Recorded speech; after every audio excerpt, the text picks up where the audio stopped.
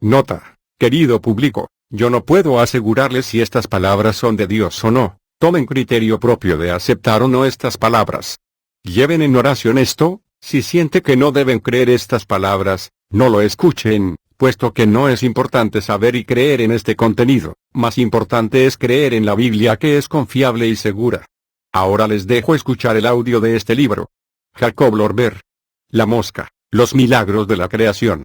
Introducción. Siendo ya mayor, vinieron a mis manos unos libros editados en Alemania, y me impresionó observar que han existido algunos profetas del Señor que, como Jacob Lorber, han sido casi desconocidos para nosotros en España.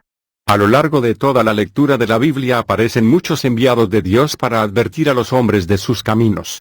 No me estoy refiriendo a los adivinos ni a los agoreros ni a los que pactan a cambio del vil metal, sino a los profetas serios, a los que hemos visto continuamente quejarse ante el Señor y decirle que ellos no saben hablar, que son aún muy jóvenes, que no sirven para ser sus mensajeros, y el Señor les contesta: a donde yo te envíe, irás, lo que yo te digo lo dirás.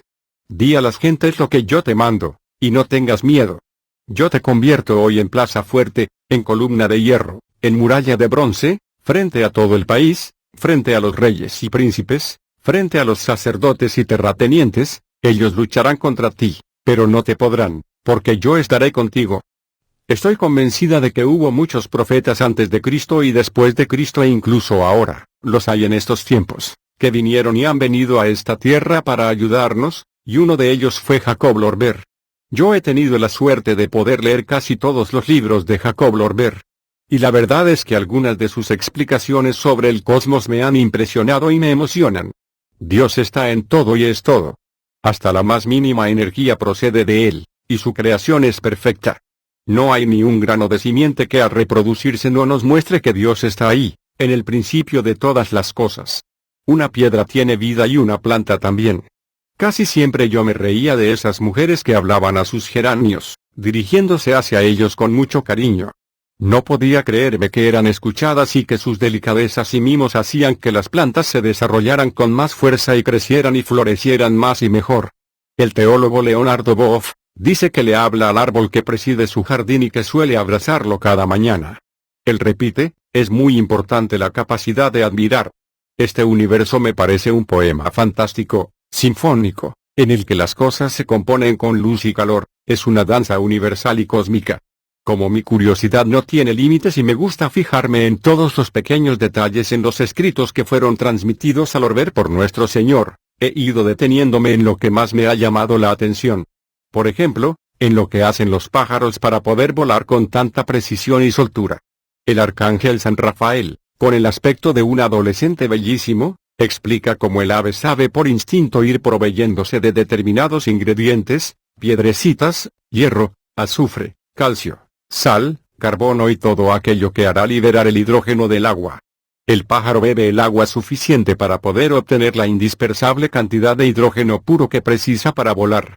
Con este hidrógeno llena en un instante todos los cañones de sus plumas, y los huecos interiores de las canillas, haciéndose tan leve como un simple cabello humano. Las alas solo las necesita, entonces, para poder moverse y girar a gusto en el aire. Hace casi 2000 años, este arcángel aclaraba a los discípulos que los hombres también podrían viajar por el aire gracias a unos globos llenos de hidrógeno. En el año de 1999, acabamos de conocer que el globo Breitling Orbiter 3, después de dar la vuelta al mundo, sin hacer ninguna escala, se ha posado en el desierto egipcio. Jacob Lorber nos ha dejado unas preciosas páginas que no son cuentos de hadas ni leyendas imaginarias, sino realidades. El Señor nos habla de muchas de sus creaciones y la mosca es una de ellas. Pero antes de comenzar a hacer esta traducción, tengo que confesar que para mí la mosca siempre fue un bicho que me repugnaba. Quizás más que un rechazo hacia las moscas, lo que yo he tenido podría tratarse de una obsesión. Desde mi más tierna infancia me repugnaron las moscas. Cuando veía una, me daban ganas de vomitar. Solo escuchar su incómodo sonsonete me producía dolor de cabeza y no paraba hasta que conseguía aplastarlas con lo que tuviera más cerca, ya fuera un libro, un cuaderno, un periódico o una servilleta. Incluso aprendí a cazarlas, poniendo mi mano medio cerrada muy próxima a ellas y dándole un rápido impulso, apretaba el puño. Ya la tenía atrapada, y entonces la estampaba con fuerza contra el suelo, y para quedarme más tranquila, la despachucé y cerraba con el tacón de mi zapato, restregándola contra el piso varias veces para que no quedara ni rastro. Realmente mi aversión era como de locos. Tenía que desembarazarme de ellas como fuera. Compré varios matamoscas. Guardaba uno en cada habitación de la casa, en la cocina, en el comedor, en el cuarto de estar, en el dormitorio. Puse unos ganchitos dorados en las paredes para poder colgar estas paletas y tenerlas lo más a mano posible. Como es natural, también me acompañé de insecticidas muy eficaces, y de líquidos repelentes. Hasta compré un aparato eléctrico que atraía a estos insectos y luego los chamuscaba. Y cuando olía a quemado y los cables chisporroteaban, me sentía ya tranquila, como si en mi guerra contra las moscas, yo hubiera sido la vencedora. Recuerdo que un verano en Mallorca fuimos a una finca donde estaba viviendo en pleno campo nuestro amigo José María Labra, que era un gran pintor. Él tenía allí a un invitado, músico holandés, que nos tocó una preciosa primera parte de la invitación al vals, de Weber. Como hace muchos años de esto, no puedo explicar realmente cuál fue mi reacción. Pero sí recuerdo que, cuando él estaba enfrascado en la melodía, unas mosquitas muy pequeñas se posaron en su mano, y en su nariz, y él no se inmutó. Luego, después de cenar, salimos a dar una vuelta bajo un cielo cuajado de estrellas y este hombre nos habló de su amor a la naturaleza. También nos contó que una carcoma se había introducido en su violoncelo y que se lo estaba empezando a comer. Ya tenía varios agujeritos. Pero el músico nos dio a entender que él en ningún momento mataría a un ser viviente. Yo no lo comprendía. Solamente, exclamé, ¿y para qué está el DDT? Pero él me miró con horror y me dijo, yo nunca lo usaré. Al cabo de unos años supimos que al DDT lo habían retirado del mercado, por ser un pesticida de los más dañinos, para los animales y para las plantas, pero también para las personas. La verdad es que yo era una mujer tan insubstancial que aquel encuentro con el músico ecologista lleno de humanismo, en vez de hacerme reflexionar, me hizo sonreír. Con lo fácil que hubiera sido para mí cargarme a la carcoma y de paso a las mosquitas que había en aquella casa de campo. Y seguí con la misma repugnancia. Y para estar más segura de que estos insectos no me molestarían más, hice colocar en todas las ventanas de nuestra casa unas telas metálicas. Y cuando leí lo que nuestro Señor había revelado a Jacob Lorber, me dio vergüenza de mí misma, y me sentí como una pobre idiota. E inmediatamente cambié.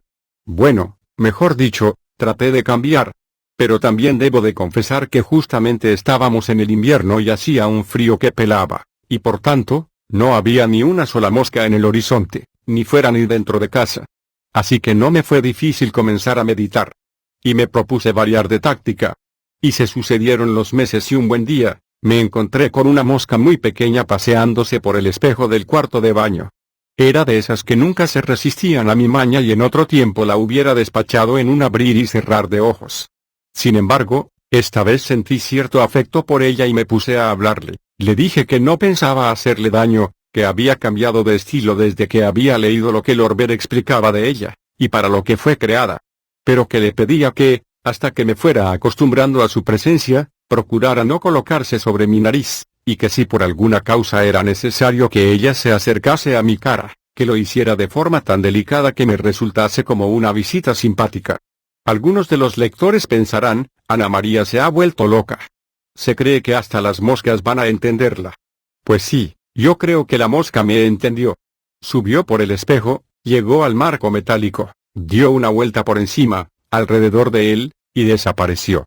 Mi hermana, que ha estado hoy hablando conmigo, ha comentado riéndose, vosotros sois tan ingenuos que os lo creéis todo. Esa puede ser también la opinión de cualquiera. Pero, yo, ¿qué daño voy a hacer dejando de despreciar a las moscas y admirándolas?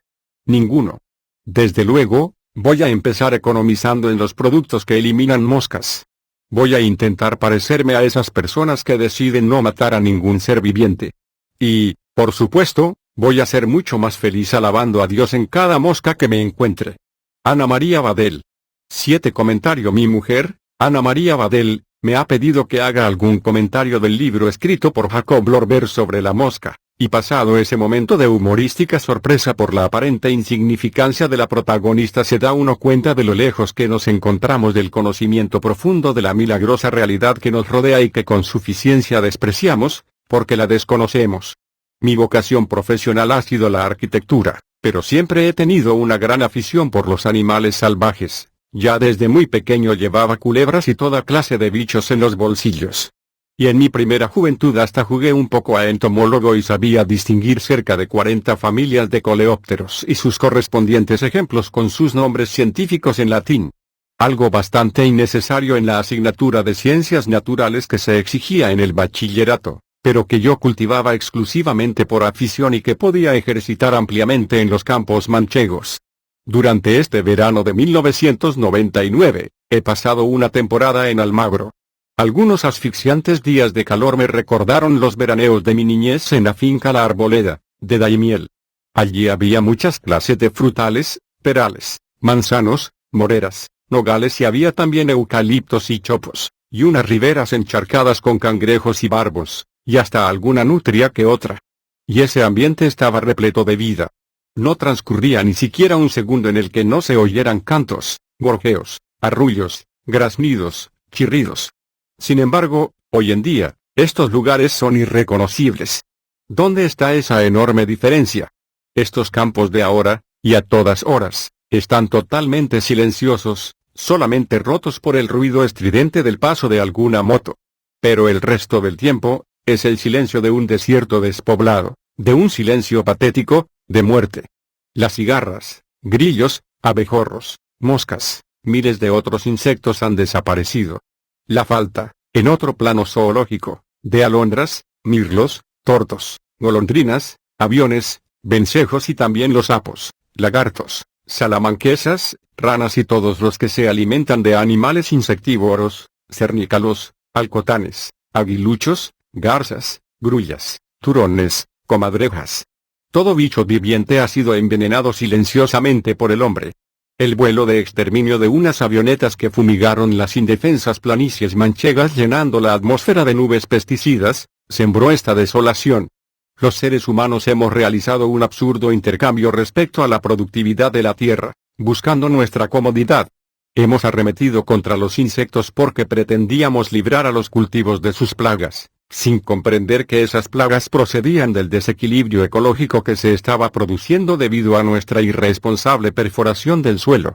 En consecuencia, después de la desaparición de los insectos, han ido extinguiéndose los demás animales.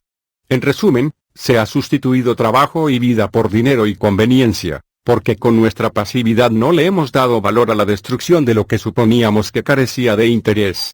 Ya están empezando a llegar los desastres, debidos a nuestros egoísmos e insensateces. Y muchos querrían, tímidamente, repararlos.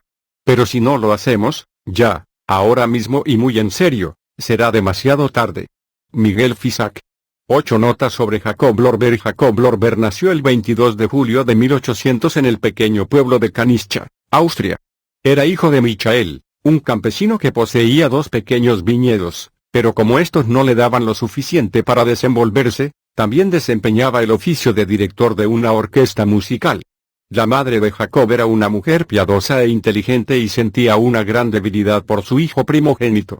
Desde pequeño, el niño demostró un carácter despierto y aprendió a tocar algunos instrumentos de música. Sus padres ahorraron todo lo posible para poder pagar los estudios de su hijo. Él iba con gran sacrificio a la escuela mientras impartía clases de solfeo a otros estudiantes más jóvenes. Sin embargo, vino el día en el que se vio obligado a dejar sus estudios y se tuvo que colocar para ganarse la vida como profesor particular en casa de una familia distinguida de Graz. Y pasaron varios años, y cuando Jacob cumplió los 30, tenía bastantes ahorros como para seguir adelante con sus estudios de magisterio. Pero su afición por la música había aumentado, y cuando tuvo la oportunidad de conocer al famoso violinista Niccolo Paganini, quien además le dio algunas lecciones, surgió en su alma el deseo de abandonar la carrera de magisterio para dedicarse plenamente a la música. Sin embargo, tampoco esta profesión podía llenar el alma contemplativa de Jacob Lorber. Se preguntaba constantemente sobre los misterios de Dios. Le atraía mucho la astronomía y se interesó especialmente por el mundo de los espíritus invisibles del más allá. Justo cuando tenía 39 años, a primeros del mes de marzo de 1840, Jacob Lorber recibió una oferta de trabajo para dirigir la orquesta de la TV Trieste. Esto representaba para él como un gran triunfo, y se sentía plenamente satisfecho. No obstante, el día 15, cuando acababa de hacer sus rezos matinales lleno de ilusión, escuchó una voz dentro de sí mismo, en donde estaba su corazón: levántate, toma tu pluma y escribe. Él obedeció, tomó su pluma, y lleno de asombro, escribió las palabras que le llegaban como un río de pensamientos pronunciados con la mayor claridad dentro de su corazón. Solamente los puros, cuyos corazones están llenos de humildad, oirán el sonido de mi voz. Y a quien me prefiere antes que al mundo y me ame como una novia ama a su novio, andaré al lado de él, y podrá verme como un hermano y como yo le vi desde la eternidad antes de que existiera. Cuando Jacob Lorber escribió estas palabras, lloró de emoción. ¿Sería posible que a él, el Altísimo, le considerara digno de dar un mensaje a la humanidad? La voz mientras tanto continuaba hablando con toda claridad. Así fueron surgiendo capítulos enteros. Entonces Jacob renunció al trabajo que le habían ofrecido, y durante 25 años de su vida se dedicó a escribir lo que el Señor le dictaba. Todas las mañanas se sentaba en su pequeña mesa y transcribía sin correcciones unas cuantas páginas, hasta completar casi 24 libros. En cuanto a la manera de cómo oía aquella voz tan concreta y clara, un día le escribió a un amigo lo siguiente, referente a la voz interior y cómo se percibe: solo puedo decir, hablando de mí mismo, que oigo el Verbo Santísimo del Señor como pensamientos extremadamente fáciles de entender, igual que palabras perfectamente pronunciadas, que me salen como del corazón. Nadie, aunque esté muy cerca de mí, puede oír nada. En cambio, esta voz de la gracia resuena más clara que cualquier sonido material, por fuerte que sea.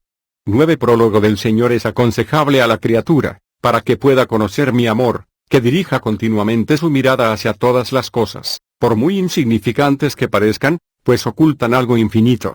Es decir, que ya en cualquier átomo habita una existencia eterna. Si permito que una mosca, que aparece de improviso, venga a zumbar con su cancioncilla, hay que considerar que también ella tiene un sitio en el número de mis criaturas. Si desde la eternidad, las mónadas del éter y cada uno de los átomos de luz me son conocidos, uno por uno, ¿cuánto más no ocurrirá con una mosca, para cuya formación son necesarios 1000 millones de átomos? Así que dejémosla que llegue con su soniquete. La pequeña mosca zumba para honrar a su poderoso creador. Llevada por sus propios impulsos revolotea en este mar de amor, pregonando claramente las palabras de la gracia, y señalando los caminos que debéis andar con toda humildad. Observad cómo ese diminuto insecto gira alegre y obediente, siguiendo con gratitud la orientación que yo le doy. Jamás se obstina por el fruto prohibido. No está tan cerca de vosotros por casualidad, aunque el instrumento parezca insignificante, fue escogida por mí. Le di un par de alas tan ligeras como el éter para que pudiera levantar su vuelo por los aires, revoloteando entre los rayos del sol y absorbiendo la luz con sus ojillos, con el fin de conducir esa luz para dar vida a las formaciones muertas, ofreciendo a la rigidez inerte testimonio de mi clemencia suave y vivificadora. Le concedí 3 pares de patas, y una trompa para saborear la dulzura de la vida con su alimento. Lo que acabo de decir sobre la mosca debéis de aceptarlo como clave de meditación, y la mosca os transmitirá su canto de victoria. Esta meditación será una pequeña tarea que deberéis dedicarme. Estudiad este asunto aparentemente insignificante para conseguir ser más humildes. Seguidamente os daré un testimonio más profundo de su naturaleza. Amén. 1. Aparición de la mosca. 1. La mosca, a pesar de ser tan pequeña y muchas veces incómoda para las criaturas y animales, principalmente en la época en la cual los rayos solares tocan el suelo terráqueo con más fuerza, en el orden de las cosas no es tan insignificante e inútil como parece. 2. Con el fin de entenderlo bien, haremos un pequeño análisis respecto a su naturaleza. 3. Sería superfluo describir su forma, pero no podemos dejar de lado los singulares detalles de su manera de nacer. 4. Entonces, ¿cómo nace la mosca? 5. Es de conocimiento común que la mosca pone una especie de huevos tan pequeños que mal pueden ser vistos por el ojo humano, y su peso es tan mínimo que fácilmente se mantienen en el aire como una lluvia de esas partículas de polvo que ilumina el sol. 6. Signo de interrogación abierta. ¿Dónde deposita una mosca sus millones de huevos y cómo eclosionan? Ciertamente nunca visteis una mosca joven, pues los mosquitos no pueden ser confundidos con moscas jóvenes. 7. La mosca deposita sus huevos donde quiera que esté y no se preocupa de más.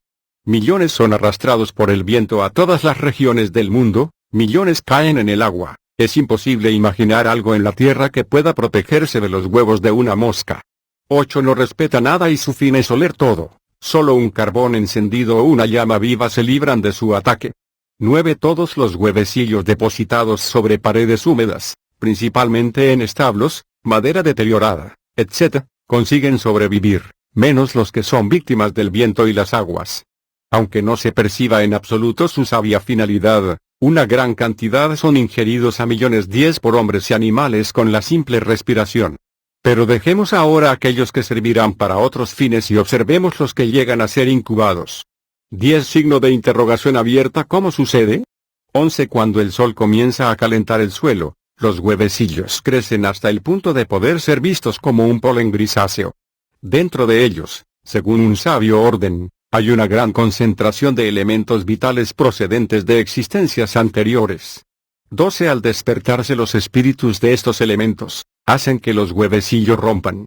Los espíritus de estos elementos se unen en una sola vida, en forma de gusano blanco minúsculo. Este gusano se alimenta durante algunos días de la humedad más o menos nutritiva que encuentra.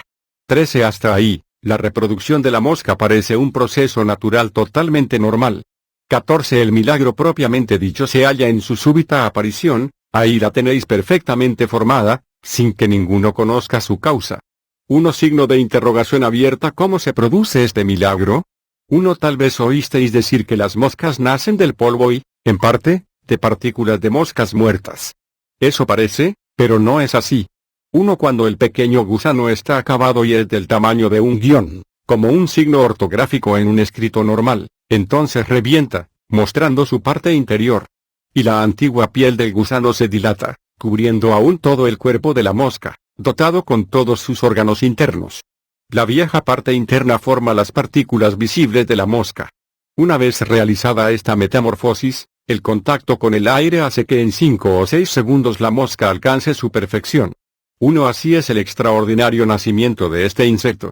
2. Los pies de la mosca. 1. Ya habéis visto cómo la mosca puede caminar con sus 6 pequeñas patas sobre una base pulida horizontal o vertical. 2. Signo de interrogación abierta. ¿Cómo es esto posible teniendo en cuenta que cada uno de los pies es extremadamente liso, aunque termine en 2 garras pequeñas y puntiagudas? 3. Cuando se sabe que ni la pluma más ligera se adhiere a una madera pulida si no hay algo que pegue. 4. Los naturalistas han descubierto, mediante aparatos ópticos, que todas las especies de moscas poseen, entre las 2 garras, algo parecido a unas campanitas flexibles usadas para producir el vacío. Cuando la mosca coloca sus pies en un cristal vertical, succiona el aire contenido en la campanita, y de esta manera, presionada por el aire externo, se agarra a la superficie. 11.10 Con lo que la mosca puede pasear por las superficies pulidas, tengan la inclinación que tengan, pues 2 polaridades opuestas se atraen. 11 Tal vez diréis, si todo es natural, ¿dónde está lo extraordinario? Respondo, cuanto más natural os parece algo, tanto más extraordinario es, pues no resulta pasajero ni inútil, sino constante y permanente para quien lo considera en nombre mío. Basta con que reflexionéis un poco sobre cuál es el fenómeno más importante, el paso de los israelitas a través del Mar Rojo, la producción constante de un árbol que todavía hoy da los mismos frutos que en la época de Adán, o el de nuestra mosca tan igual a la de hace billones de años. 12 La mosca, por su aparición, por su subsistencia y, sobre todo, por su doble utilidad que hasta aquí os es desconocida, merece ser catalogada como un ser milagroso, y lo es en grado mucho mayor que el derrumbamiento de las murallas de Jericó mediante el sonido de las trompas, ordenado por Josué. 13 El primero de estos 2 hechos sucede diariamente delante de vuestros ojos, mientras que el otro no ha dejado el menor rastro fuera de la Escritura. Quien quiera volver sobre la caída de las murallas de Jericó tendrá antes que creer ciegamente en este suceso. Mientras que en un día muy soleado se pueden señalar millares de otros milagros naturales que dicen, criatura orgullosa, mira cuán abundantemente te rodeó el Creador de prodigios vivientes por los cuales percibes la presencia del Señor de la vida. 14 Signo de exclamación abierta. Juzgad vosotros mismos qué es lo más importante. Una mosca que os pasa rozando, un grillo, Un gorrión o una humilde violeta de primavera, no cantan menos gratamente que Salomón con toda su sabiduría y pompa. La sapiencia de Salomón solo tiene valor para el erudito, pero en la canción de la naturaleza, sea viva o muda, moran cosas más profundas que toda la sabiduría del hijo de David. Una mosca relata en su vuelo veloz el respeto a la fuerza santa que mueve sus alas, y además añade, si el Padre Espiritual hace milagros tan infinitos en una pequeña mosca como yo, ¿qué no hará en pro de sus hijos? 3. La mosca equilibra la electricidad del aire. 1. Si todo lo que hasta ahora habéis aprendido de la mosca os resulta ya maravilloso, o más bien milagroso, 2. Aún más maravilla os parecerá su finalidad, y la manera que tiene de cumplirla. 3. En parte alguna de la creación hay nada que tenga más de dos polaridades, la positiva y la negativa, o sea, la afirmativa y la negativa. Del mismo modo también existe lo superior y lo inferior, lo que se encuentra en medio es únicamente una mezcla de ambos. Incluimos igualmente lo externo y lo interno, la materia y el espíritu, el bien y el mal, la verdad y el error. 4. Cuando se trata de la finalidad de un ser, esta solo puede pertenecer a una de las polaridades. ¿Dónde colocaremos a la mosca? 5. Veamos el polo externo. 6. Debéis haber notado que en el invierno raras veces se encuentra una mosca, mientras que en el verano el aire se llena por completo de estos insectos voladores. 7. Y de nuevo estáis en camino de llevaros una sorpresa acerca de estos animales aparentemente tan insignificantes. 8. Sabéis ya por qué la mosca está cubierta por tantos pelos y puntos, ahora comprenderéis cuál es la finalidad real de sus alas. 9. A causa de su propio potencial eléctrico, la mosca se torna tan ligera que ni siquiera siente los efectos de la atracción de la Tierra, siendo llevada en todas direcciones por estas alas suyas. 10. Se plantea la siguiente cuestión, ¿por qué su vuelo de acá para allá se vuelve cada vez más rápido cuanto más calor hace? 11 billones de moscas tienen la función de absorber el exceso de fuego eléctrico esparcido por el Sol, atenuándolo con su vuelo rápido para evitar que se produzca su propia combustión y arda el mismo mundo. Ese fluido eléctrico es un fuego potente en su esfera positiva.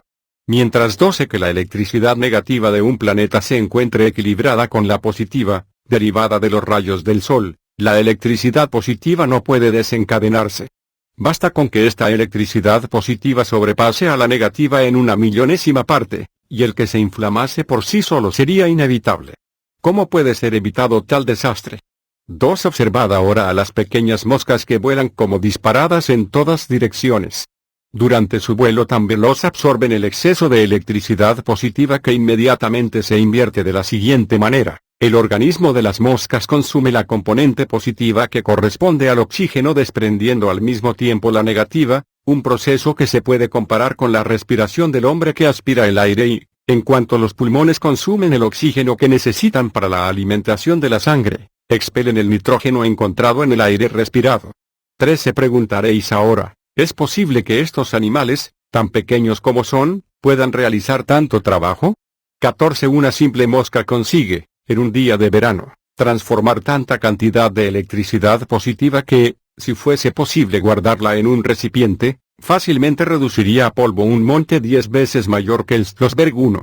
Del mismo modo la cantidad de aire aspirado y expelido por el hombre durante el día, si se incendiase, destruiría a toda Europa, hasta el punto de que ya nadie podría reconocerla.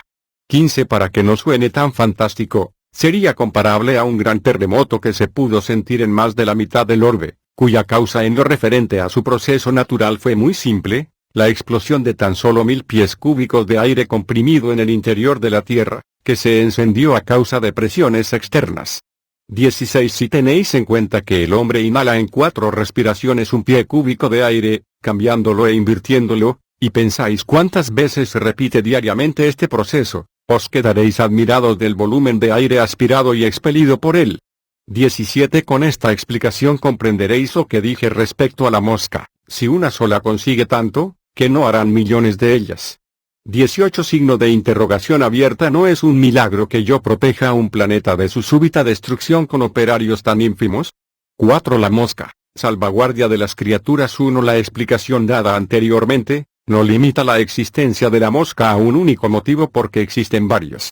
Pues un amo sabio no asigna solo una tarea a sus obreros sino que también les señala varias ocupaciones suplementarias.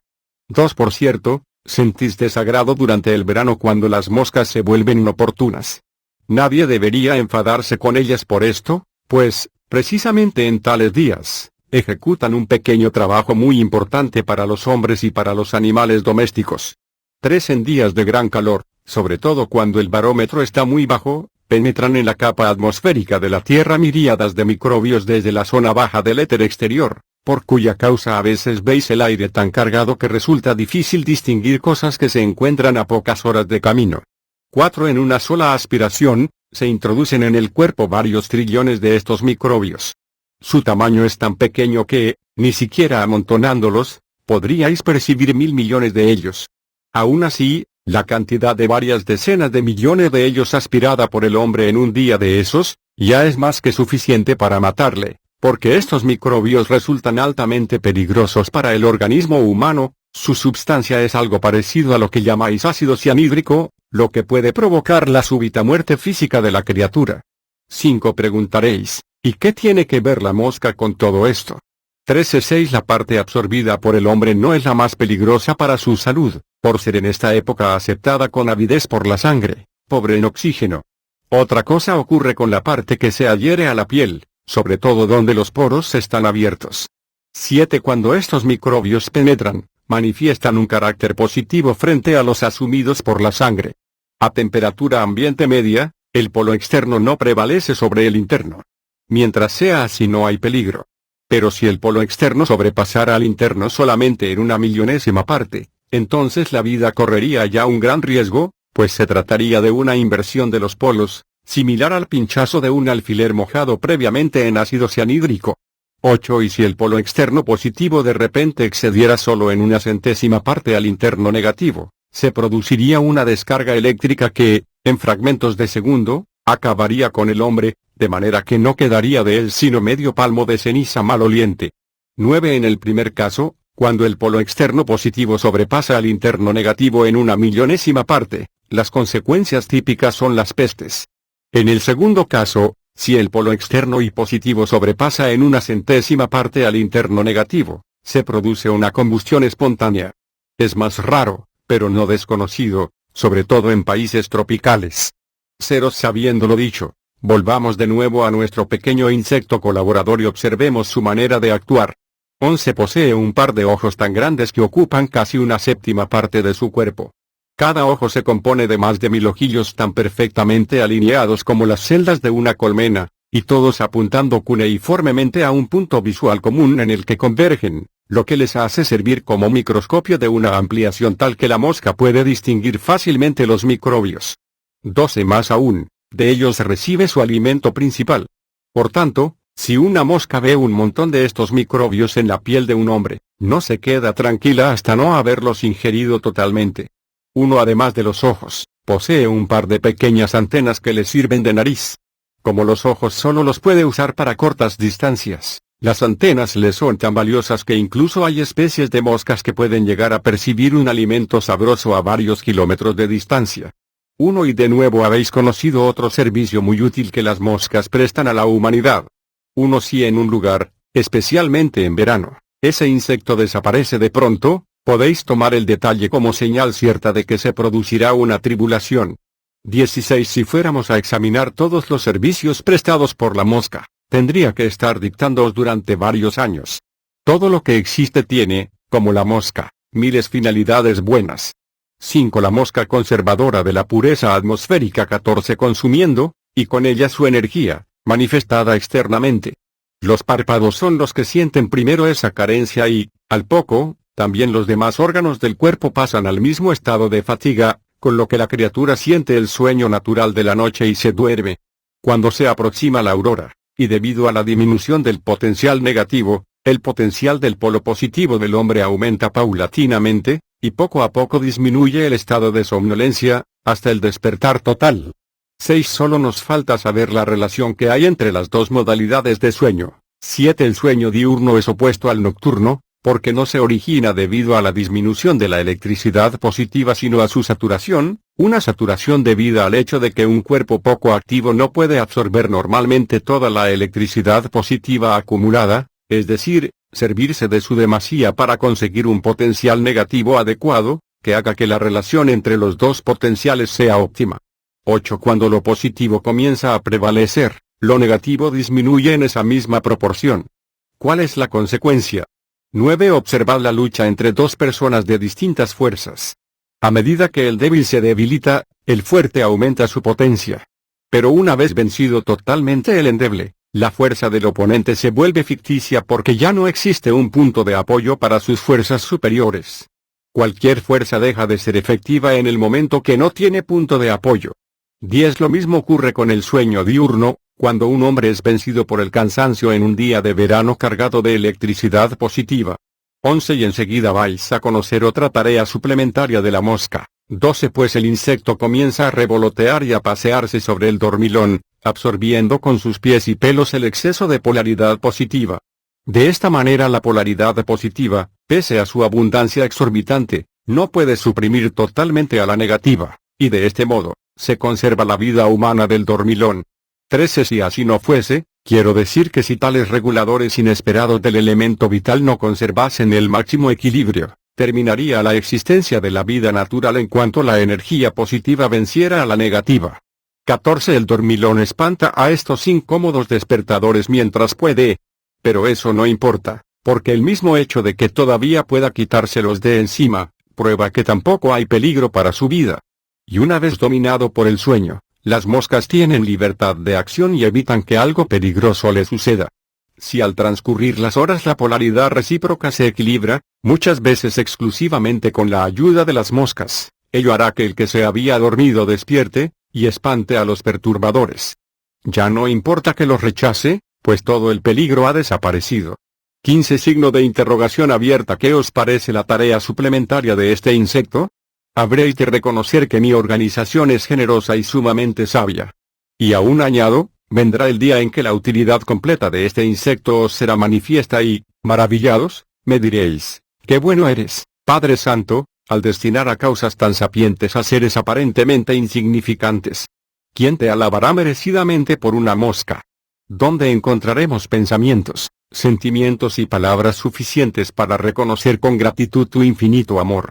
16. De hecho, un sol contiene cosas superiores a una mosca.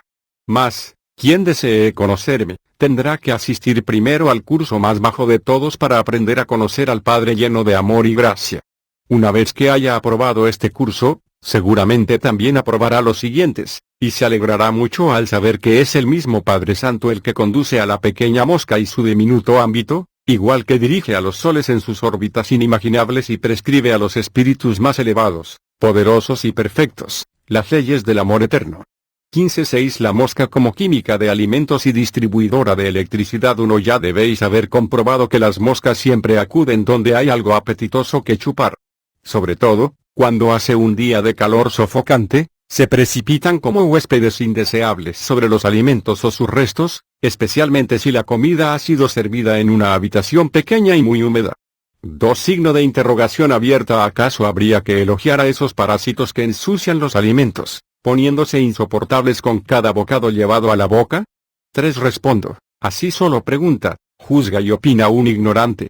Si viera y entendiese el gran beneficio hecho por una mosca que se posa unos segundos en el alimento o en la cuchara que se lleva a la boca, no actuaría mal si, como soléis decir, mandase darle un baño de oro. 4. En días bochornosos, casi todos los alimentos debido a la glucosa que contienen poseen la particularidad de atraer el nitrógeno del aire viciado. Basta con que el alimento permanezca un poco de tiempo expuesto a este aire viciado, para que se note que se está agriando y se recubra con una capa de moho, o cambie de color, principalmente en los bordes que toman un aspecto azulado. Estos son los efectos del aire viciado. 5. Vais a preguntar, ¿y aquí, cómo pueden servir las moscas? Como sabemos, la mosca es un pequeño condensador eléctrico a la búsqueda de todo lo que le conviene. 6. Este aire viciado tiene un potencial negativo que disminuye el potencial positivo de su ambiente, e incluso puede anularlo totalmente. 7. De modo que no pocas veces, sobre todo en habitaciones húmedas y pequeñas, ya no queda ni rastro de cargas positivas, menos aún en los alimentos que allí se sirven. Ahora ya todos pueden pensar que si los portadores de electricidad no hicieran acto de presencia en esta comida, ¿a dónde iría a parar la salud humana? Y esto sería lo de menos, porque mientras aún quede aire viciado repartido por toda la habitación, Mantendrá la bastante elasticidad como para permitir que los pulmones se dilaten respirando. Pero cuando la elasticidad termina, el aire cae sobre los alimentos como un rocío sucio. Cuanto más cantidad cae sobre la comida, tanto más acuden las moscas. Chupando, descargan una parte de su potencial positivo en el objeto sobre el cual están caminando. 8. El resultado es que los precipitados del aire viciado se disuelven nuevamente en aire ligero, desprendiéndose con ello del alimento, que así se vuelve otra vez apto para comer. En caso contrario, si estas pequeñas químicas están ausentes en las condiciones dichas, raras veces una criatura conseguiría sobrevivir. 9. Signo de interrogación abierta. ¿No es este otro hecho extraordinario que hoy en día continúa siendo tan eficaz como en los principios de la vida humana? 10. Tal vez digáis, ¿una mosca, tan inmenso campo de acción?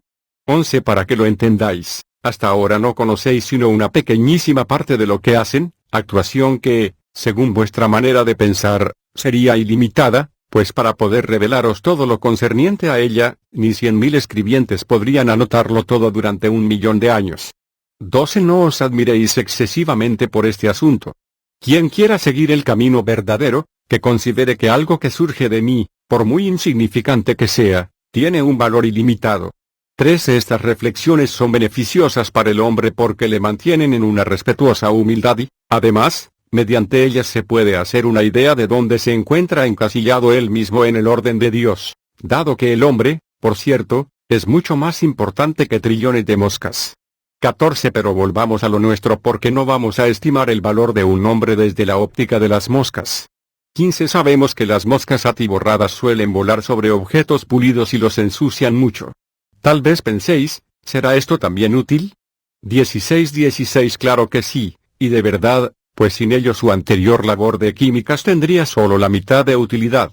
17. La mosca, al comer sobre todo alimentos de electricidad negativa, es una verdadera chupadora de los venenos del aire y de los alimentos humanos. 18. Por eso, aunque su excremento no es propiamente venenoso, sí es de electricidad negativa. Sabemos también que la electricidad positiva es atraída por los objetos pulidos donde se concentra. Para que en una habitación que carece de electricidad positiva, se distribuya al menos la que se ha acumulado en los objetos pulidos, las moscas los ensucian según las reglas del oficio y, así, los mismos pierden cada vez más su capacidad de absorberla. Como prueba de ello, colocad objetos dorados en esa habitación y podréis estar seguros de que al poco no veréis nada del metal reluciente. 19. Preguntaréis, ¿por qué tienen las moscas tanta pasión por el oro? 20. Os respondo con otra pregunta, ¿por qué doráis vuestros pararrayos? 21. Escucho a alguien que dice, porque el oro, más que cosa otra ninguna, atrae la electricidad positiva. Pero las moscas también ensucian las vidrieras y se dice que el vidrio no atrae la electricidad. 22. Yo pregunto, ¿por qué se usan vidrios o barras de vidrio para, frotándolos, demostrar la existencia de electricidad libre en el aire? 23. Precisamente porque la electricidad se acumula en los vidrios, y en cuanto los mismos reciben un simple frotamiento, enseguida se hace visible. 24. Dejemos por tanto que las pequeñas químicas continúen su trabajo haciendo que los vidrios se ensucien y se vuelvan cada vez menos capaces de absorber electricidad, forzándola a mezclarse con el aire ambiente. 25. Ni siquiera el mismo excremento insignificante de una mosca es colocado sin mi sabiduría y providencia allí donde debe encontrarse. 26. Siendo esto así, ¿qué puede decirse del hombre que con su supuesta inteligencia duda hasta de su misma finalidad? Menudo disparate. 27. Si ordenando a la mosca todo lo que tiene que hacer, cuido de que el ser más menospreciado tenga una misión sumamente útil, cuánto más cuidaré del hombre que no solo es una criatura sino un hijo verdadero de mi amor, o al menos debe llegar a serlo para que reconozca que soy su padre y no solamente un creador de piedras. 28. Todo corazón filial y devoto dirá que cuido paternalmente hasta de la hierba del campo.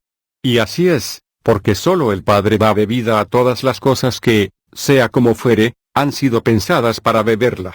Si pongo tanto celo en las cosas menudas, cuánto más cuidaré, como Padre, a aquellos seres que yo hice surgir de mi amor, a mi viva imagen. 29. Existen cosas mucho más insignificantes que no dejo perecer. 30. Signo de exclamación abierta. Si día y noche me preocupo por el crecimiento de cada cabello de vuestro cuerpo que dentro de poco será entregado a su descomposición, ¿Cuánto más no cuidaré de vuestra alma inmortal y de vuestro espíritu eterno que proviene de mí? 31. Tenedlo en cuenta. Sabed que vale la pena observar mi celo paternal en las más pequeñas cosas para que les quede claro de una vez por todas a los escépticos que no soy un Dios devorador y despótico, sino un verdadero Padre para todos mis queridos hijos.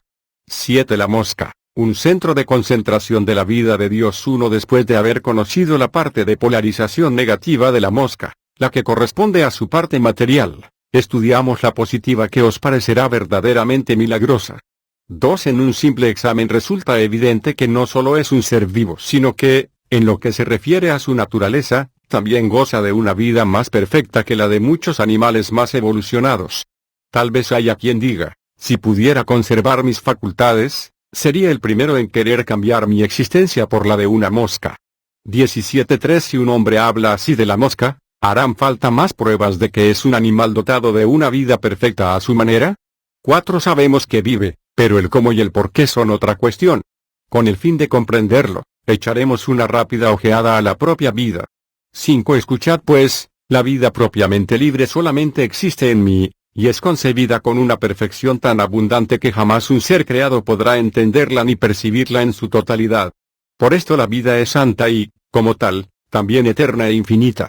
6. Imaginaos ahora la infinitud o un espacio con un punto central, desde el cual se proyectan rayos infinitos en todas direcciones, cuyo inicio es el punto central, pero cuyo fin jamás podrá ser encontrado. 7. Toda la fuerza vital de la infinitud se concentra en este punto y emana de nuevo desde él a todo el infinito. Con el fin de que esta fuerza vital no se disperse demasiado hasta el infinito extremo, perdiéndose allí, ella misma creó en la infinitud del universo eterno infinitos puntos de concentración de la vida, en los cuales ésta se combina y acumula, para luego volver a su centro donde tiene su eterna sede original.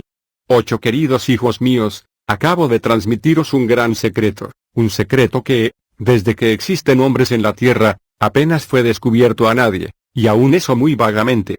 9. Ahora os diréis, ¿es posible que Dios pueda volverse más débil?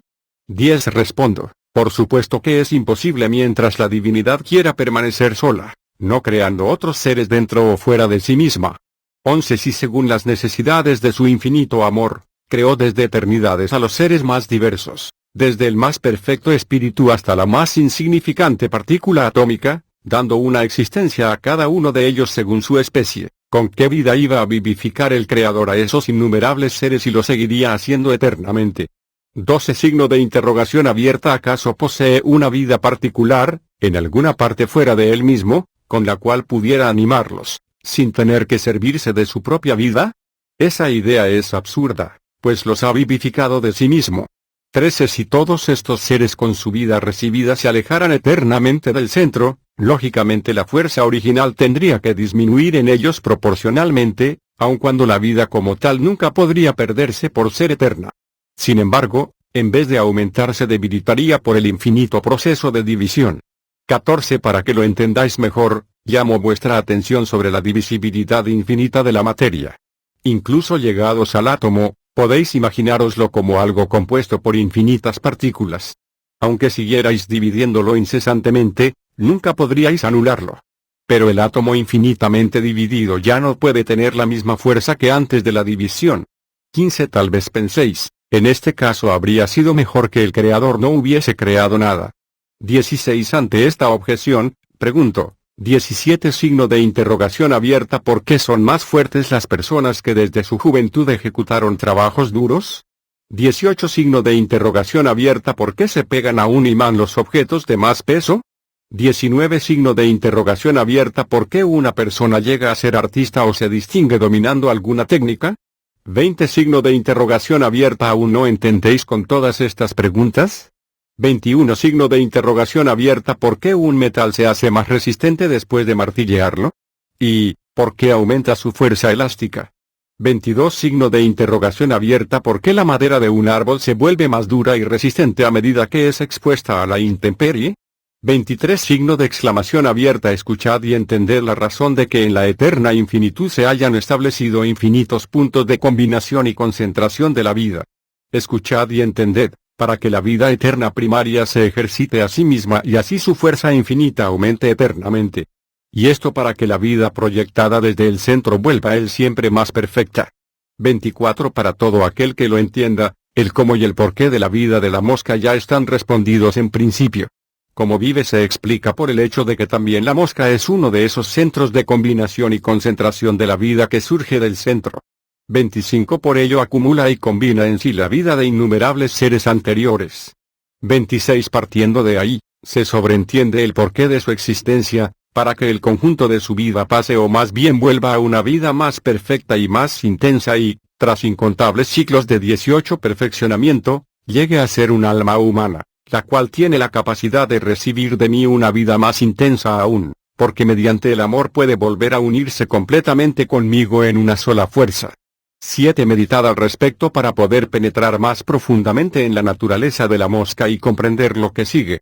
8 La mosca y la formación de los cometas. 1 Para facilitaros la comprensión de las siguientes revelaciones, muy importantes, hará falta una ojeada retrospectiva por lo menos en lo que se refiere al polo positivo de la mosca. 2, es decir, a su función de punto de combinación y concentración de la vida. 2 Echad un vistazo al Sol. ¿Quién podrá medir hasta dónde llegan sus últimos rayos? Si atribuís al Sol una edad de más de 100.000 decenas de millones de años, si consideráis que desde entonces proyecta sus rayos continuamente en el espacio ilimitado, de manera que los primeros que surgieron de él todavía se encuentran en su camino por el espacio, y si consideráis que inimaginablemente muchos rayos han vuelto a él desde los puntos que los captaron, entonces comprenderéis más fácilmente la explicación anterior sobre los puntos de combinación y concentración de vida, pues hasta el propio Sol os recuerda diariamente con insistencia: hace muchísimo tiempo que proyecto mis rayos al infinito y mi luz no se atenúa desde edades para vosotros inimaginables. 3 Tal vez os preguntéis, ¿cómo es posible que el Sol pueda recuperar todos los rayos que desde su época primitiva continúan proyectándose en el espacio infinito? 4 Os digo, que los rayos del Sol se alejen infinitas veces más de lo que se han alejado desde entonces, alguna vez toparán con uno de esos puntos que les cortará el camino y les obligará a dar la vuelta. 5 Os preguntáis, ¿y de qué manera se recompone la luz solar, teniendo en cuenta su debilitamiento a causa del largo viaje y a los escasos puntos de reflejo? 6 Respondo, porque el propio Sol es también un punto de combinación y concentración de la vida, que recibe los rayos de más de 1.000 millones de otros soles. El Sol hace que los rayos recibidos se intensifiquen en él, para proyectarlos nuevamente. 7 Teniendo esto en cuenta, deduciréis cómo está constituida la luz y que ni un átomo flota sin utilidad en el universo. 8 Es muy difícil que una mente no habituada a pensar en tamañas grandiosidades, se haga idea de un fenómeno semejante. Un ejemplo creativo os proporcionará una buena ayuda para que comprendáis la vuelta y la organización económica del intercambio de los rayos solares. 9 Aunque entre los soles haya distancias para vosotros inimaginables, siempre que los rayos de dos soles se encuentran, se vuelven paulatinamente puntos de asimilación recíproca. 10 Me vais a preguntar cómo y de qué manera. 11 Esta pregunta tiene una respuesta muy fácil, sabiendo que todo rayo proyectado está sujeto a las leyes de espacio y tiempo, por lo que ha de poseer alguna substancia material aunque sea extremadamente sutil. 12 Cuando los rayos de dos soles se encuentran, como son de la misma naturaleza, también han de tener la misma polaridad, y, como sabéis, no pueden atraerse, sino que se repelen, empujándose mutuamente en el camino de vuelta. 13 Signo de interrogación abierta. ¿Y qué pasa cuando los rayos de varios soles se cruzan en el espacio, más o menos a la misma distancia, pero llegando desde los más diversos ángulos? 14 En este caso una parte de ellos penetra el plano de los demás y, en el punto de encuentro, entran en conflicto, para después volver a salir de él. 19-15 Los rayos penetrantes neutralizan necesariamente su polaridad, refrenando de esta manera a aquellos que siguen llegando. De modo que estos pronto tienen que emprender la vuelta. A lo largo del tiempo se forma allí un núcleo luminoso que, a medida que se siguen amontonando rayos, adquiere una densidad neblinosa cada vez más consistente y, por lo tanto, más pesada. 16 También los soles, de manera parecida a los planetas, giran en torno a un cuerpo central. En el caso de la bola luminosa, la cuestión es cuál sol, en su trayectoria, se acercará más a ella. Ese sol atraerá naturalmente a la bola luminosa a su campo donde ésta entrará en órbita. 17 Si todo esto os ha quedado claro, habéis entendido cómo nace un cometa. 18 Ahora os preguntaréis, ¿Cómo pueden subsistir tales cometas sin ser totalmente absorbidos por el Sol? 19. La causa se encuentra en la neutralización de los rayos ya explicada.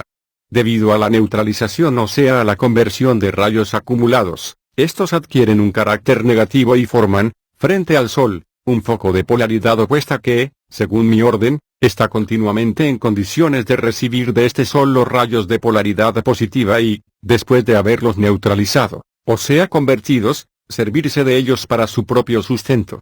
20. Esto queda probado por la esfera de neblina que envuelve al cometa, y que se presenta como una cola en el lado opuesto al Sol.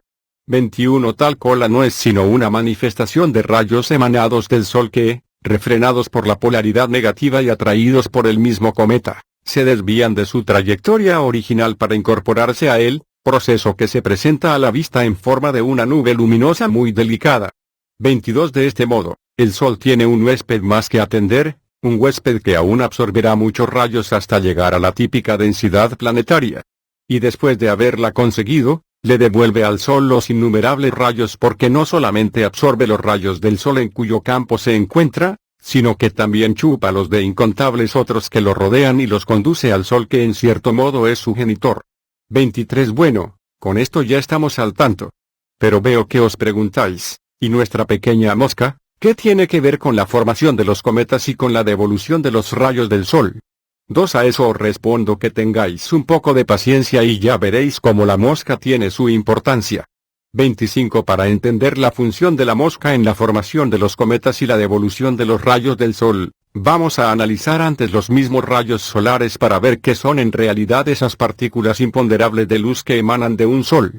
26. Estos átomos de luz proyectados son también la base y el primer grado de desarrollo de los minúsculos organismos luminosos vivientes ya citados en otras ocasiones.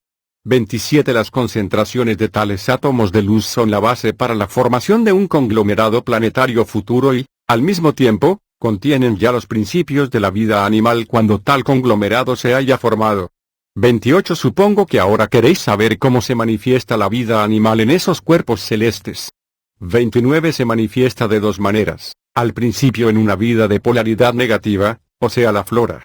Una vez que esta vida negativa se ha saturado y ya no puede absorber toda la vida positivamente polarizada que llega con los rayos del Sol, entonces tiene que desarrollarse una vida con polaridad positiva 4 que, por causa de la saturación de la vida negativa 5, encuentra suficientemente alimento en el exceso de esta.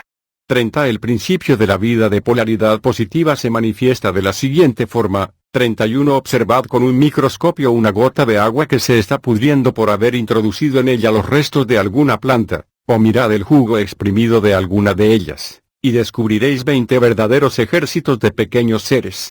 Se da por supuesto que os ha quedado claro cómo el polo negativo de la vida de la flora se invierte para pasar a la vida de polaridad positiva de la fauna. 32. Si la vida animal empieza de este modo, ya no puede sufrir paralización alguna, sino que accede, poco a poco, al camino de vuelta al centro primario de toda vida. 33. Conforme al orden eterno, en todas partes se manifiesta un desarrollo en etapas, lo que no es otra cosa sino un continuo aumento y perfección de la densidad de la vida, proceso natural como el del retorno de los rayos, que también se vuelven cada vez más intensos cuanto más se acercan al origen de donde surgieron. Tampoco la vida puede volver a su origen tan dispersa como surgió de él, por eso se organiza en formas cada vez más precisas. 34. Os preguntáis, ¿cuál será el próximo escalón en el que se consolida la vida de polaridad positiva todavía tan primitiva? 35. Presentemos ahora en el escenario a la mosca, que es el primer habitante de un nuevo planeta. Todavía hoy este insecto, con los alimentos que consume, ingiere una multitud inimaginable de vidas elementales, que en él se vuelven una sola vida. 36. Entenderéis ahora por qué la mosca se vuelve centro de concentración de la vida. 37. Desde este punto de vista, una única mosca cuenta más que el precedente bloque planetario, y podréis comprender muy bien cómo una primera centellita de vida es superior a la materia exterior y mucho más lo es todavía la vida del hombre, excelsa sobre todos los soles y planetas de un conjunto globular cósmico del universo 6. 38. Si lo habéis comprendido, entenderéis también por qué yo, vida original de toda vida, vine a la tierra como Padre y Salvador, afiliando a los hombres, para prepararles un camino hacia mi corazón. Aunque la mosca con toda razón ya cante victoria, solo a continuación podréis apreciar el verdadero alcance de su mérito. 9. Causa y naturaleza de la luz. 1. En el capítulo anterior vimos que la mosca como primer animal muy pequeño siguió zumbando a un bloque planetario recién formado. 2. Esta expresión no hay que entenderla en sentido de lugar sino temporalmente, para que nadie pueda llegar a la conclusión de que un gran enjambre de moscas en forma de cola siguió realmente a este bloque planetario. Hay que entenderlo así, en el sentido de que a un periodo preparatorio le sigue uno más perfecto. 3. Tal vez digáis, entonces, ¿qué cosas más importantes y gloriosas podremos obtener aún de la pobre mosca? Porque hasta ahora y gracias a esta revelación, ya hemos conocido su generación y su desarrollo. Y pese a los muchos detalles maravillosos y extraordinarios que hemos observado, finalmente no hemos encontrado sino una mosca ordinaria que, en verano, se presenta en grandes cantidades. 6. Referente a los sistemas solares, la nueva revelación nos dice, el Sol de nuestro sistema planetario es un Sol del quinto orden. Junto con una gran cantidad de otros soles del quinto orden, de los que Alpha Centauri es nuestro Sol vecino más cercano, gira alrededor de un Sol central del cuarto orden. Todo este conjunto forma un campo solar. Incontables soles centrales del cuarto orden, es decir, campos solares enteros, giran alrededor de un Sol central del tercer orden, formando con este una región solar.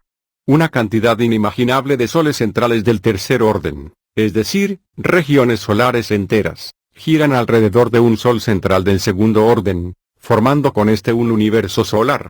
Y finalmente, un número increíble de soles centrales del segundo orden, es decir, universos solares enteros, giran alrededor de un Sol central principal, formando con este un enorme conjunto globular cósmico que ya no gira. Incontables conjuntos globulares forman el microcosmo del gran hombre cósmico, la creación física mayor de que nos habla la nueva revelación, recibida en los años 1850 por Jacob Lorber. Mientras tanto, la astronomía moderna ya ha podido localizar unos cuantos soles centrales del cuarto orden a causa de su extraordinaria radiación, los cuásares, pero falta todavía que comprenda su función como soles del cuarto orden. Luego quedan por descubrir los soles centrales de los demás órdenes superiores. 21.4 La observación es muy acertada, pues sirve muy bien para construir sobre ella un edificio sólido.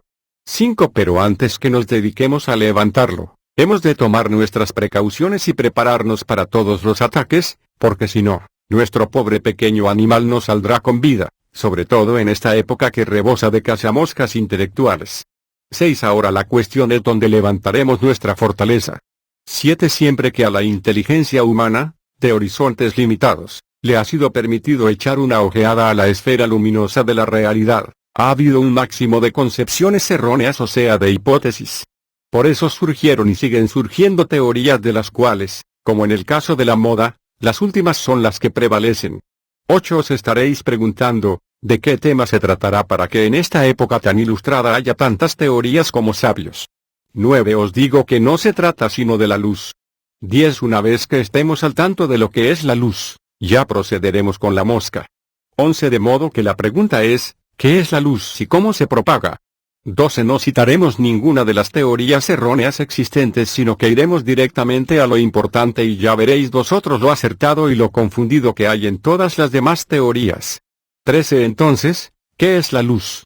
14 Si queréis entenderla a fondo conforme se presenta en el tiempo y el espacio, no hay que considerarla ni enteramente material, ni tampoco enteramente espiritual, sino como una combinación de ambas cosas, donde la parte espiritual es el polo positivo y la material el negativo. 15 Entre los polos de esta polaridad no hay una relación como la que existe entre delante y atrás, sino como la que hay entre interior y exterior, en la cual lo interior es lo positivo y lo exterior lo negativo. 16 Signo de interrogación abierta ¿Cómo llegan las dos polaridades a aparecer como luz? 17 Si golpeáis el pedernal con el eslabón, veréis surgir chispas en gran cantidad. ¿De dónde obtienen su luz? ¿Del pedernal, del eslabón acerado, o de ambos? 18 Es innecesario afirmar que las chispas surgen del pedernal, pues en el momento de la fricción, el eslabón acerado arranca de él unas partículas ínfimas que se inflaman, porque los residuos de aire presos en los poros del pedernal no pueden librarse de la presión que el eslabón ejerce sobre ellos. Por eso se encienden y, junto con ellas, las partículas de hierro desprendidas que entran en estado de incandescencia. 19. Supongo que esto queda claro. Pero preguntaréis, ¿cómo se enciende el aire comprimido y qué es la luminosidad que se produce? 20. Este asunto no tiene otra explicación sino la que ya os ha sido revelada repetidas veces. Una parte del aire no es sino un cuerpo físico que alberga espíritus en evolución ya dotados de inteligencia. A vuestros físicos les gustaría más que hablara de fuerzas independientes en vez de hablar de espíritus. Pero, para ser exactos, en vez de atenernos a las propiedades de las cosas, hablaremos ya del propio objeto que las reúne, en este caso los espíritus citados, pues con ellos es con los que lidiamos. 21. Al ser el espíritu una fuerza de polaridad positiva, vela por su máxima libertad, y en estado combinado, es decir cuando está preso en la materia, solo se mantiene tranquilo cuando no sufre opresión adicional alguna por parte de la polaridad negativa que lo rodea, o sea, por su envoltura. Cuando se le somete a una presión externa, el espíritu se aviva en su estrechez habitual y reacciona con un movimiento brusco, lo que se manifiesta en forma de chispas. 22. Es posible que alguien diga, todo eso ya lo hemos comprendido. Pero aún no sabemos qué es en realidad la propia luminosidad.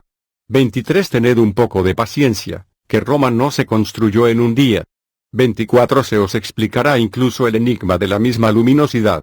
25. Lo que es el brillo en sí se puede comprender con el siguiente ejemplo. 26. Signo de interrogación abierta que se nota en una persona cuyo corazón está lleno de orgullo, cuando es humillada. ¿No le da un ataque de ira y sus ojos brillan como si tras ellos hubiera carbón encendido? Si alguien se encuentra en un ambiente similar, ¿no se contagia en relación a la amistad que lo une a la persona ofendida? 22. El caso no necesita más explicaciones, basta con que observéis a un ejército, y no os podrá escapar la irradiación del odio y como miles de hombres son afectados por ella y arrastrados al combate sangriento. 28. Apliquemos ahora estas relaciones al espíritu de polaridad positiva preso por la materia, es decir, por la polaridad negativa. Al recibir un golpe, se vuelve consciente de su cautividad y, lleno de cólera, desea expandirse o liberarse. Pero la polaridad externa negativa que lo circunda, no puede extenderse más allá de un cierto grado. 29. No pudiendo romper su cárcel, el espíritu se retrae rápidamente e intenta de nuevo quebrar su envoltorio con fuerza redoblada, cosa que repite miles de veces en un segundo. Es un acto de ira y va acompañado de un odio creciente.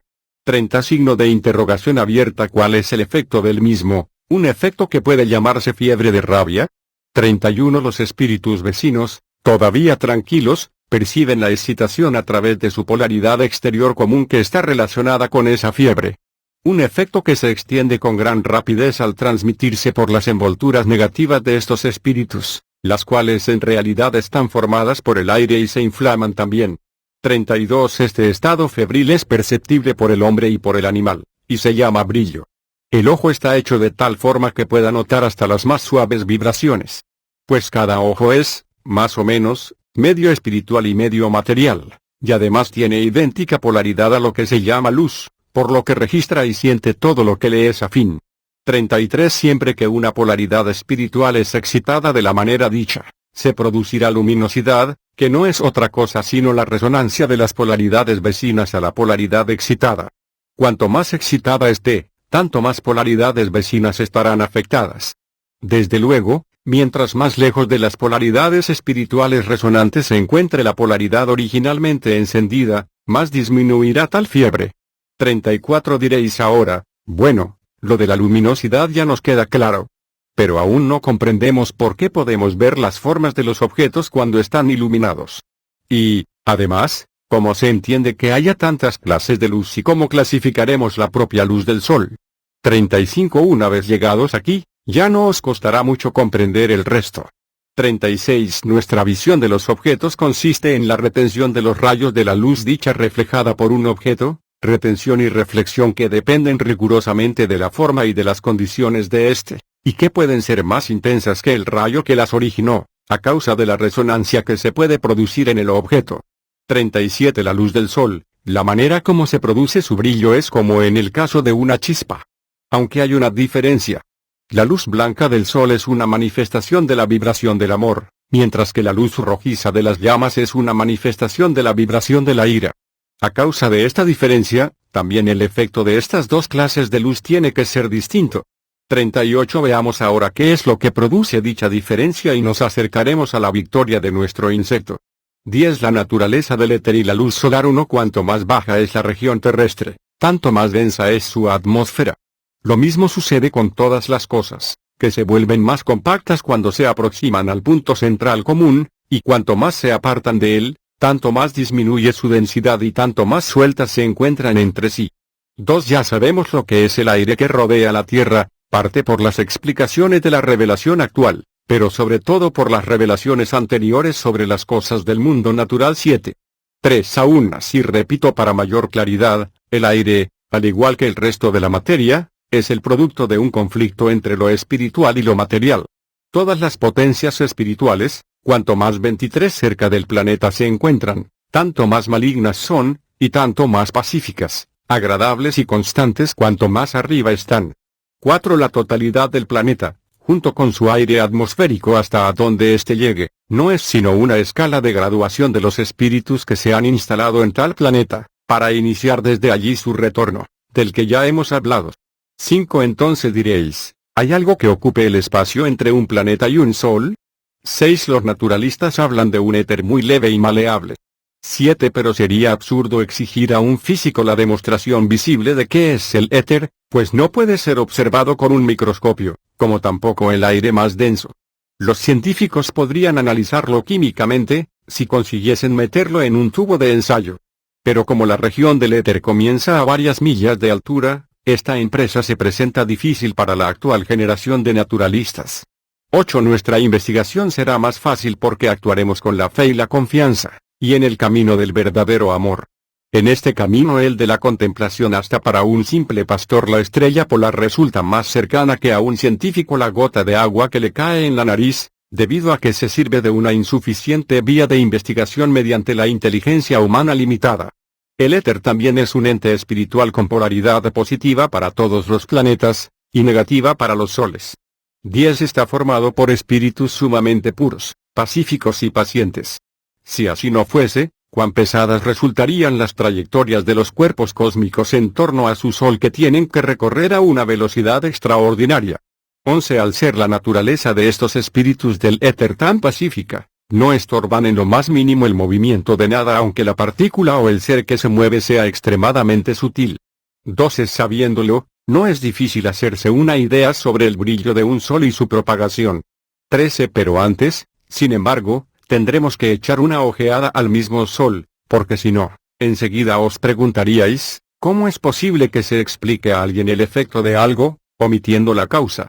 14. A nadie hace falta explicarle que el sol es un astro extraordinariamente luminoso.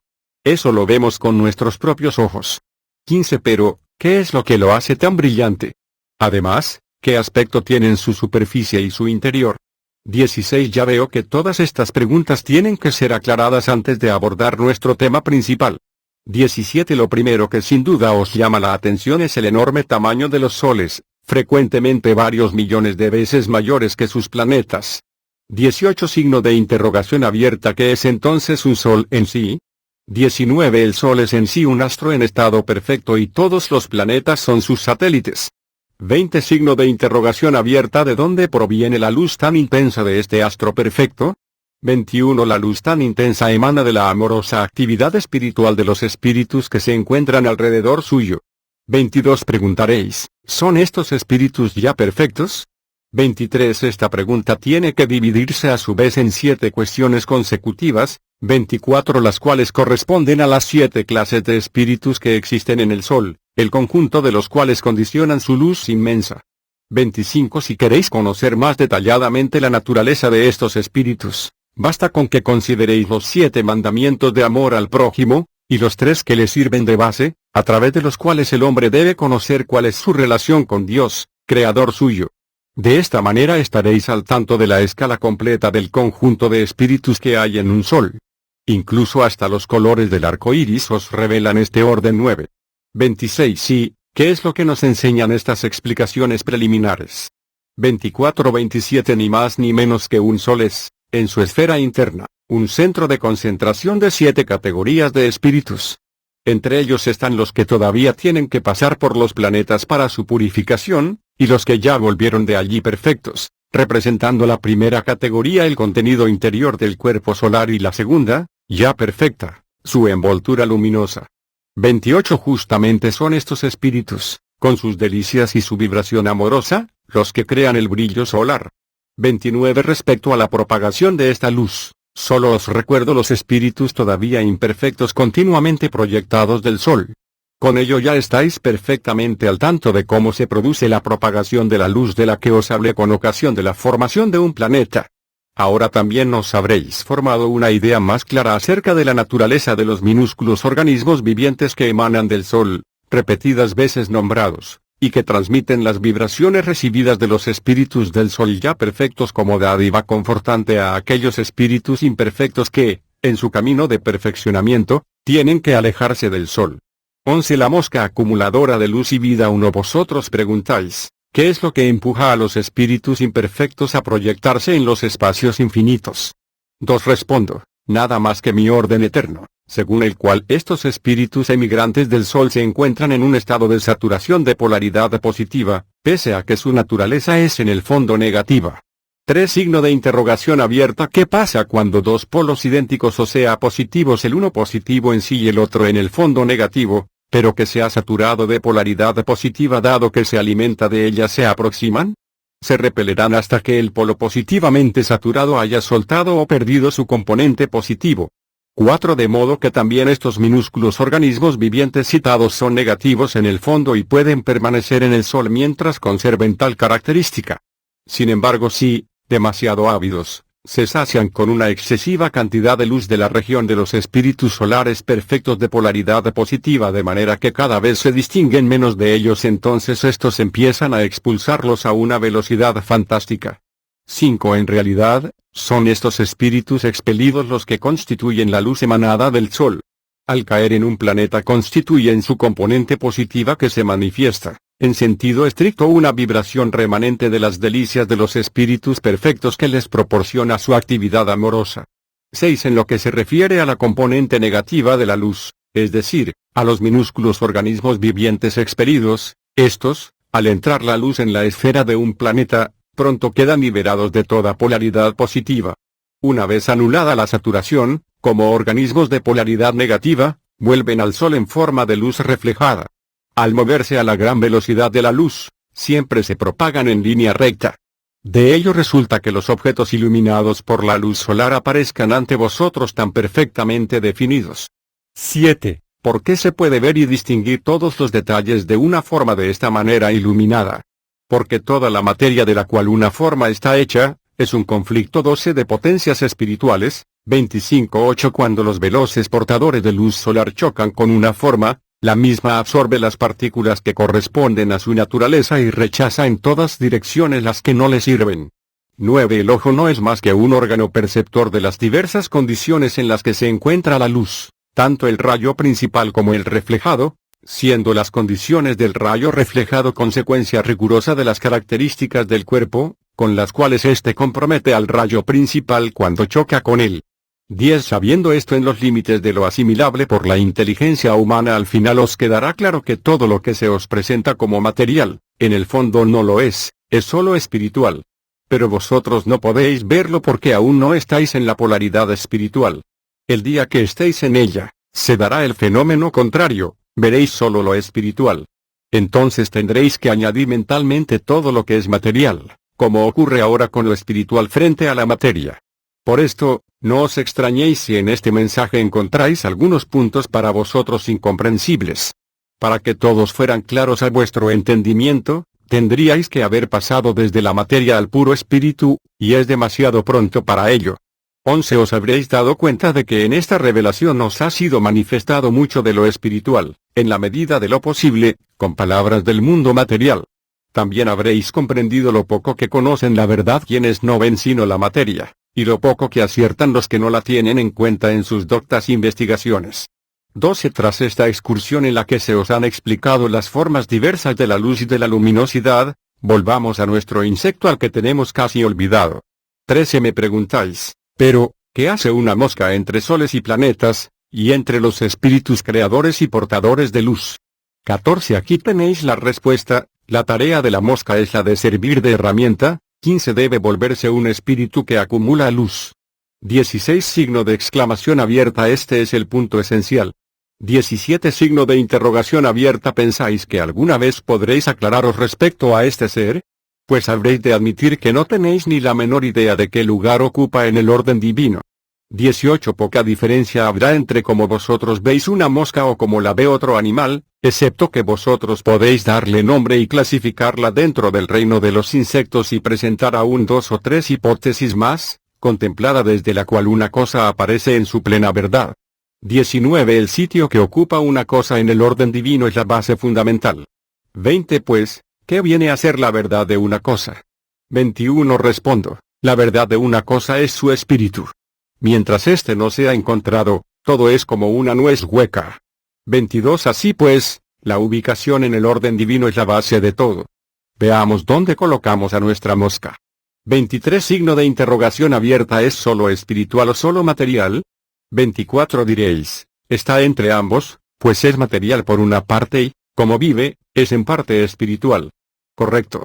La mosca se encuentra, como otros innumerables seres, entre las dos polaridades principales, la polaridad positiva vital del Sol y la negativa del planeta, frente al Sol. 25. Quiero decir que es más o menos neutra, ni totalmente positiva, ni totalmente negativa. Ni creadora ni portadora de luz, sino solo acumuladora. 26. Signo de interrogación abierta. ¿Y qué es la luz? 27. Ya sabéis que es una manifestación del dinamismo de la vida, de modo que luz y vida son idénticas. La luz no es sino una manifestación de vida. 28. Entonces, antes de ser recogedora de luz, ¿no es la mosca recogedora de vida? 29. Signo de interrogación abierta. ¿Cómo se presenta tal vida en la mosca? ¿Acaso como una luz llamativa? 30. Sería ceguera, o una fantasía vuestra afirmar que visteis volar a una mosca cual luciérnaga. La manera como ella conserva en sí la vida es ejemplar. 31. No la despilfarra y, humildemente, se pone un traje oscuro. 14. Para que la vida pueda prosperar en ella. 26. 32. Sabéis de sus múltiples utilidades, pero el mundo no se las reconoce. Por eso la mosca, por constante y útil que sea en cada uno de sus movimientos, está expuesta a toda clase de desprecios. ¿Por qué? Por ser una recolectora de vida que prefiere que aumente la vida en ella, en vez de presumir con mucho brillo, malgastando muchas energías. 33. Signo de interrogación abierta. ¿Veis ahora dónde está su fundamento y cómo desde él se proyectan rayos en todas direcciones para que podáis ver la victoria que valerosamente intenta conquistar? 34. Signo de interrogación abierta. ¿Cómo se presenta tal victoria? 35. Volvamos a lo básico y resumid lo aprendido hasta ahora. Partiendo del origen de la luz y considerando todas sus manifestaciones, os ha de quedar claro cuál es el problema más difícil de resolver. 36. Signo de interrogación abierta. ¿Cómo se consigue capturar la vida libre, si ésta se extiende libremente por todas partes? Y, una vez capturada, ¿cómo se consigue retenerla? 37. Cuando se formó el planeta oímos que la mosca fue la primera criatura perceptible en habitarlo. Allí vimos que, la primera, recolectaba y concentraba en sí la vida dispersa. Ahora, tras las elucidaciones sobre la vida y la luz, la vemos nuevamente como recolectora de vida, pero esta vez entre soles y planetas. 38. Signo de interrogación abierta. ¿Cuál es la diferencia entre hoy y los principios, cuando la mosca era el único habitante de un planeta? 39. Por un lado, ninguna, pues, tanto hoy como entonces, es congruente con su naturaleza y su orden. Sin embargo, por otro lado, hay una infinita diferencia, pues ahora ya se encuentra en el extremo inferior de la escala de la polaridad, en el camino de despegue no solo para recolectar vida, sino para transformarla en potencias cada vez mayores y más sublimes y, finalmente, en la máxima potencia de la vida original misma. 40. En aquel tiempo, entre la mosca y la máxima potencia de la vida, había un abismo infinito, que ahora es cubierto tanto por el hombre, como por la hilera infinita de seres que le precedieron. ¿Acaso no habrá que considerar este hecho como una diferencia infinita entre el entonces y el ahora? 41. Os fue mostrado lo que entonces era este pequeño animal, hoy lo veis también, pero en su victoria. Por eso hay una diferencia infinita entre entonces y hoy, pues entonces la mosca estaba muy lejos de cualquier victoria. 42 signo de interrogación abierta. ¿En qué consiste esa diferencia infinita? 43 en la propia victoria. 44 signo de interrogación abierta. ¿Qué es la victoria? 45 signo de exclamación abierta. La vida mantenida es la victoria. 46 la mosca, ¿cómo conservó la vida? 47 a través de su gran actividad, pues la vida tiene que ser ejercitada. Luego con gran humildad, recogiendo la vida con la más ciega sumisión a mi determinante voluntad, según la cual, toda vida tiene que pasar por el juicio de la materia 15 para que un día, sin recuerdo, pueda descubrirse a sí misma y ser enteramente consciente de sí misma. 48 teniendo en cuenta esto y las leyes dadas por mí para conservar eternamente la vida y, celebrando lo que viene a ser una victoria, comprenderéis lo que os dije, que la mosca con sus zumbidos transmite su canto de victoria. 49 habiendo observado y reconocido esta victoria de la mosca, observemos y realicemos este triunfo en cada uno de nosotros mismos, con la intención de ser cada vez más capaces de 14 un cuerpo oscuro expuesto al sol se calienta mucho más que uno blanco porque absorbe más luz. 15 la primera creación de Dios fue el ángel de la luz. Este cayó en el juicio al sublevarse contra Dios. Para detener su malvada actividad, Dios comprimió la sustancia sublime del mismo de tal manera que ésta se solidificó. El resultado fue la totalidad de la materia que existe en el universo infinito, incluida la tierra y todo lo que en ella hay, el hombre también. En última instancia pues, y debido a esta razón, toda la materia sigue siendo substancia espiritual, pero presa y privada de todo recuerdo, único remedio para que pueda volver a Dios, es decir, a reintegrarse en Él. Esta falta de recuerdo es precisa para que el espíritu preso en la materia no sea consciente de su propia grandeza anterior, menos aún de su soberbia ante Dios, originariamente sustancia de Dios, luego parte del ángel de la luz y, después, parte del ángel de la luz caído igual Satanás. Solo así el hombre puede libremente elegir su camino, da vuelta al Padre, o no elegirlo. 27 aproximarnos los unos a los otros y probar así en nosotros mismos la suprema victoria, que es la reunión de cada vida individual con mi vida original y eterna. 50 cómo es posible hacerlo sin perjuicio causado por influencia ajena, de manera que toda forma de vida continúe siendo eternamente independiente, aunque se halla en su más íntima unión con la vida original. De ello la mosca aún nos cantará una melodía en el capítulo siguiente y último. 12 La mosca símbolo de humildad. 1 Lo que se entiende por perjuicio por influencia ya os ha sido comunicado varias veces en otras ocasiones. El hombre puede tener una autonomía incondicional, aunque dentro del corazón se una íntimamente con su Creador. Para comprenderlo, a vuestros sentimientos todavía les falta intuición, y vuestra fe se encuentra en un campo arduo.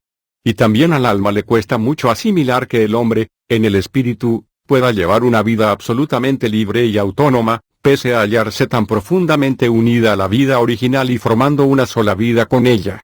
12 Realmente resulta difícil entenderlo en el marco de la insuficiencia mental terrenal. Por esto os digo, quien no lo aprende del zumbido de la mosca, quien no lo aprende de la verdadera y más sencilla humildad, andando el camino de la cruz, o dicho aún más claramente, quien no lo aprende de mí, el Padre, que soy la máxima humildad, jamás entenderá cómo padre e hijos pueden llegar a ser perfectamente uno. 3 Para que os podáis hacer una idea más clara de todo ello, os llamaré la atención sobre dos entes inimaginablemente grandes, un hombre que representa el mundo, y otro que representa el cielo. 4 Referente al primero, considerando las relaciones materiales, enteros enjambres globulares cósmicos con sus soles y mundos, no constituyen siquiera unas células nerviosas de este hombre cósmico. Aunque él considere su existencia como una vida individual al igual que vosotros la vuestra, ¿acaso por ello la suya no implica más vidas que una sola? 5 Para comprender que este gran hombre cósmico vive una vida más que múltiple, basta echar una ojeada a un montón de moscas, las cuales, incluso siendo los primeros animales, por su manera de zumbar ya se manifiestan como vidas individuales y en sí completas. Cuanto más debe considerarlo el hombre de sí mismo, y aún más un planeta lleno de pueblos y de otros seres vivos. Y cuanto más todavía un sol con sus seres perfectos, un sol central con sus perfectísimos y poderosísimos espíritus, o, finalmente, un conjunto globular cósmico en sí, completo con su contenido de innumerables cuerpos celestes, y mucho más todavía los seres que viven en ellos. 6 Aún así, Todos esos conjuntos globulares cósmicos con sus soles centrales principales, todos los soles centrales del segundo al quinto orden con sus planetas y los seres de todos ellos, bien mirado, no son sino partes del cuerpo de este gran hombre cósmico que posee una vida individual y en sí completa como cualquier hombre terrestre. 7. Recordad que estas observaciones no conciernen sino a las relaciones materiales. 8. Veamos ahora al hombre celestial, en relación con el hombre cósmico, es como éste en relación con una trillonésima parte de un átomo. 9. Continuemos. El cielo, en su cualidad de hombre, es tan inmenso, que fácilmente cabrían en el interior de uno de sus vellos, en fila india, las miríadas de conjuntos globulares cósmicos que componen el hombre cósmico. 10. De modo que teniendo en cuenta la cantidad de vida que el hombre celestial ha de tener en tan solo un pelo, cuánta vida tiene que haber en un miembro suyo, o en su corazón, y cuánta en todo él. Pero aún así, este hombre celestial piensa como un ser absolutamente individual. 28. Pese a que en su interior haya miríadas de espíritus y de ángeles absolutamente perfectos, todos los cuales piensan y viven individualmente, al igual que él.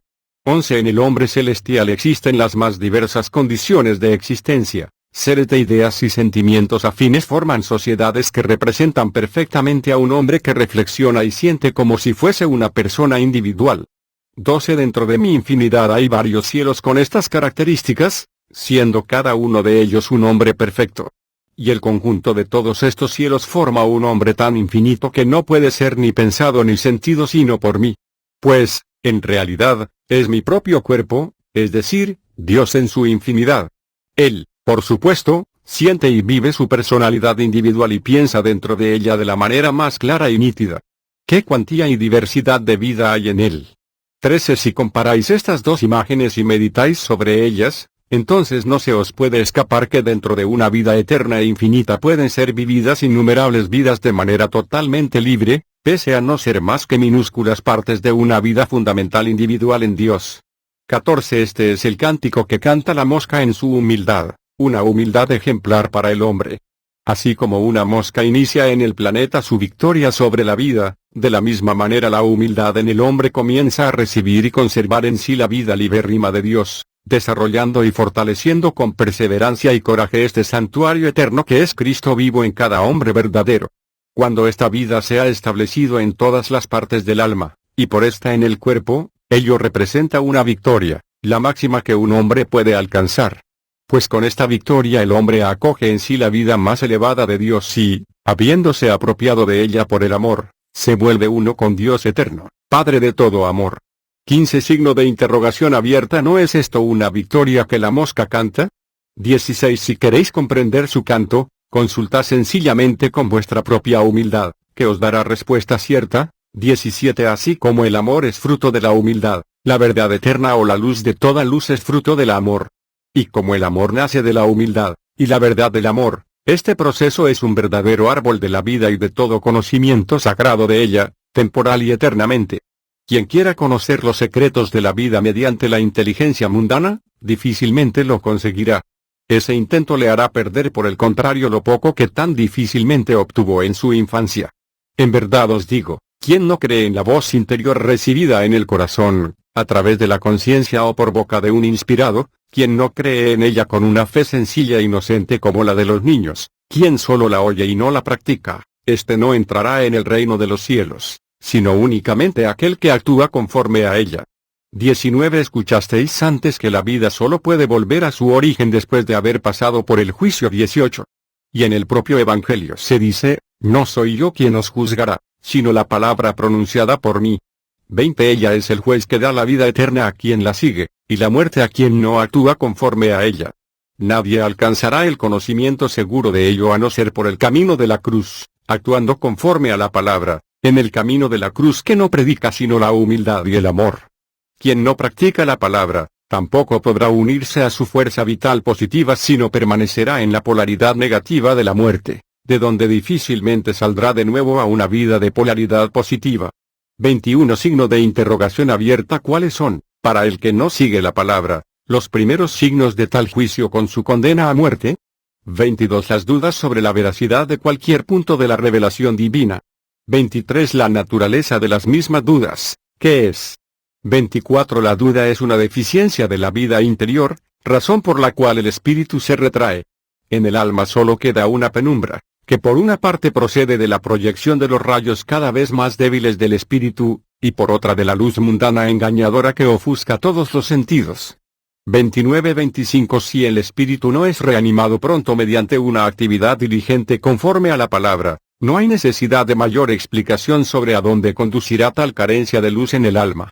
26. Quien no entre durante esta vida en la verdadera polaridad positiva de la vida eterna, pronunciará su propia condena por quedarse en la polaridad negativa, de la cual nunca podrá resurgir. 27. La relación entre estas polaridades es la misma que entre lo espiritual y lo material, o entre el fruto vivo interno y su cáscara exterior muerta. 28. Quien pasa a ser fruto, pasará a la vida, y quien pasa a ser cáscara, pasará a la muerte. 29. Sabéis que en toda cosa hay dos polaridades, con más motivo aún en Dios, y al ser eterno, sus polaridades también tienen que serlo.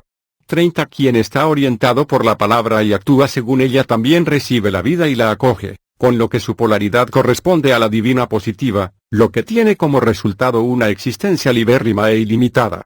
31. Mas quien no practica la palabra, permitiendo que únicamente pase por su intelecto negativo, ella misma le rechazará a la polaridad negativa, base fundamental de toda materia, muerte y limitación. De ello se deduce que el mundo material, al igual que el espiritual, nunca tendrá fin, sino que seguirá existiendo eternamente como soporte de polaridad negativa para todo lo espiritual y libre. Vosotros mismos podéis decidir cuál sea vuestra mejor ventura para toda la eternidad, ser incorporados a la polaridad positiva de Dios, o a la negativa. Es decir, ser como un ángel sumamente libre y feliz, o como demonio preso dentro de una piedra muerta. La decisión es vuestra. 32. En efecto, para aquel que espiritualmente esté vivo, habrá verdad en todas partes, mas para el muerto no habrá luz en toda la eternidad. 33. Sed conscientes de ello y llevad siempre en el corazón todo lo que afirme la verdad. Entrad en el ciclo eterno de la vida que siempre está en evolución donde se manifieste la verdad lúcida. Pero esta evolución no tiene por objeto la distracción del intelecto humano sino animarlo a una actividad diligente, pues únicamente mediante esta nace la verdad en el intelecto, la verdad que es la luz de la verdadera vida y lo inspira continuamente. 34. Si lo habéis comprendido, poco os costará comprender lo siguiente: el sonido es según la flauta. La luz es según la vida. La paga es según la obra. Los conocimientos del hombre sobre la vida eterna en su interior son conforme a su actividad según la palabra. La cumbre es según la montaña. Así como el concepto de la vida, así es su polaridad. Según el corazón, así su voz. Y según la humildad del corazón, así la palabra viva en él. 35. Ya no vais a preguntar, ¿quién comprenderá todo esto en sus honduras? ¿A quién le florecerá este ramo de olivo? Porque lo que os ha sido revelado os explicó qué es la verdad y qué la luz. Ya no os será tan difícil comprender que la verdad es una luz para la luz, y es una luz que es un juicio para la luz, un juicio que determina si la vida vuelve a la vida o no. Pero todo esto ya lo sabéis. 36. Signo de interrogación abierta. ¿Cómo podéis ansiar soles, y en la luz apegaros a la tierra? Dicho más claro, ¿acaso podéis servir a dos señores? 37. Quien ansía soles, es decir, quien busca la perfección viva, ¿cómo puede estar en la luz, y en ella, a la vez, procurar las ventajas del mundo material? En otras palabras, el hombre cuya inteligencia busca verdades divinas, ¿cómo piensa alcanzar la vida eterna si no permite que la palabra en su interior entre en acción? 38. En medio de una luz robada, profanaría con su pereza la tierra en la que se encuentra para ganar la vida eterna mediante una actividad diligente. Los físicos saben muy bien que dos polaridades iguales nunca se atraen, sino que se repelen. Al ser la tierra de por sí misma inerte y perezosa, ¿cómo podría ser activada mediante la ociosidad? 39. De lo que resulta que no se puede servir a dos señores al mismo tiempo, al intelecto perezoso y a la actividad animada. 40. Quien ansía soles, no debe profanar la tierra con la luz que le es dada, por el contrario, debe bendecirla con su actividad. Y para él la tierra se volverá un sol. 41. Por eso advierto al escéptico sombrío que corra antes de que yo le venga con soles. Mas, ¿a dónde huirá? 42. Signo de exclamación abierta que pregunte a la mosca. Ella le dará testimonio del camino de la vida en el ciclo de su evolución, ¿Y en qué condiciones ésta debiera volver? Con un potencial mucho mayor. Pero la mosca también le dirá hacia dónde se verá obligado a huir y cuál será su destino, si no está dispuesto a volver a la fuente de toda vida, mediante una actividad según la palabra. 43. Quien tenga los ojos abiertos no necesitará buscar mucho para descubrir toda la infinidad llena de aspirantes que se esfuerzan un máximo para alcanzar la meta, el origen de toda la vida, rumbo hacia el cual la vida en la mosca ya se estaba dirigiendo. 44. Así instruidos, también sabréis quién y cómo puede ascender esa escalera infinita del desarrollo por etapas, cada vez en nuevas formas, esa escalera que se extiende hacia la fuente original de toda luz y vida. 45. Preguntemos aquí al racionalista indolente si también él se considera capaz de ascender esta escalera. Y finalmente la pregunta, ¿qué pasa si no consigue descubrir el camino de la verdad, el camino de la actividad según la palabra? ¿Qué le librará de la noche de la muerte eterna? 46. Ya conocéis la respuesta, hay que practicar la palabra, porque no es suficiente simplemente prestarle oídos, menos aún criticarla, peor despreciarla y fatal negarla.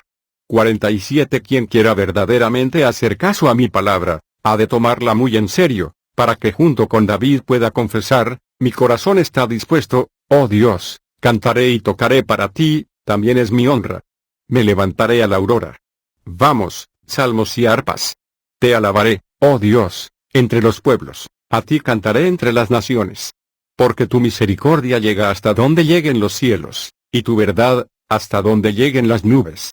Álzate, oh Dios, sobre los cielos, y sobre toda la tierra tu gloria, para que sean librados tus amados. Ayuda con tu diestra y atiéndeme. Salmo 108, 48. Signo de exclamación abierta. Ved, como aquí David canta que Dios es su verdadera esperanza. 49. Signo de interrogación abierta. ¿Dónde más puede Dios estar con el hombre sino en la palabra? De modo que únicamente ella ha de ser una verdadera esperanza para el hombre. Que él la cante y la oiga, y que luego la declame y la practique. Pues la palabra es la propia luz del hombre, es su honra. 50. David cita salmos y arpas, y quiere levantarse muy de mañana. ¿Para hacer qué? 51. Signo de exclamación abierta. Nada más que para actuar según la palabra. Porque únicamente acogiendo la palabra en su corazón y actuando según ella, el hombre me da las gracias y canta los mejores salmos en mi honor. Haciéndolo entre los pueblos y las naciones. Encontrándose en medio de las dos polaridades ya conocidas y desviviéndose para dirigirse directamente hacia Dios.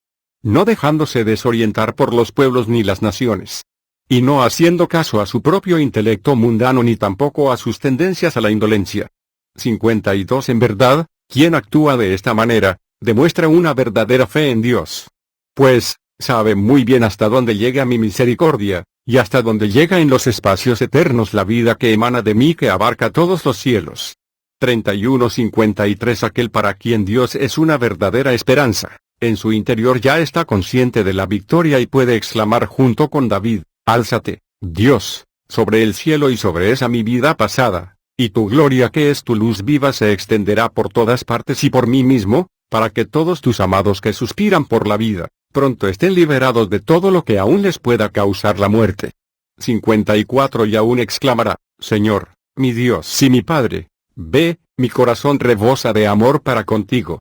Mira, desde las honduras de mi humildad te imploro en voz alta que me ayudes con tu diestra, o sea, que me des la verdadera luz de la vida para que luego pueda vivir una sola vida perfecta contigo. Por esto, Dios mío, ayúdame y atiéndeme.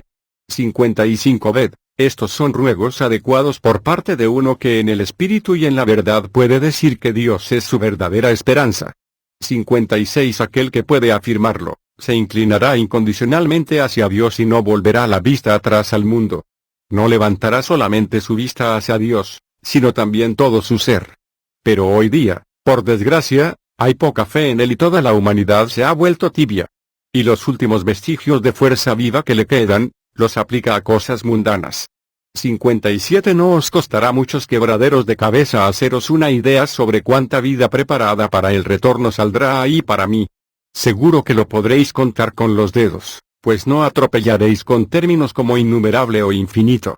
58. Pero hijos míos, no os preocupéis de esto. Porque aún así todo recorrerá el camino prescrito por mi palabra juzgadora, sea hacia arriba o hacia abajo. Francamente dicho, pese a que fue pagado un gran rescate por la tierra, y que fue colocada en el centro de mis dos polaridades infinitas, en la extensa infinitud hay todavía muchas tierras habitadas por criaturas más devotas que en esta tierra tan lamentablemente ingrata, y eso a pesar de lo que yo he hecho precisamente para ella. 59 La eternidad aún no se ha acabado, pues su duración es eterna. Mas hay de la tierra el día en que yo aparte mi corazón de ella y me dirija a otra. 60 Tened en cuenta todo lo que recibisteis en esta mosca y actuad según ello. No os fiéis tanto de vuestro intelecto, sino ateneos sobre todo a vuestro corazón, y seréis conscientes de la verdadera victoria de la vida dentro de vosotros, os podréis alzar a la luz séptuple, y a la luz triple por encima de la luz séptuple. 2161 Aún quiero haceros una advertencia, si alguien tiene dudas de esta revelación, de modo que no se ve motivado a instar a su corazón a que entre en acción, entonces vale más que lo deje de lado, porque si lo implica y luego no atiende sus impulsos, el juez interior tendrá más motivos para pronunciar la muerte.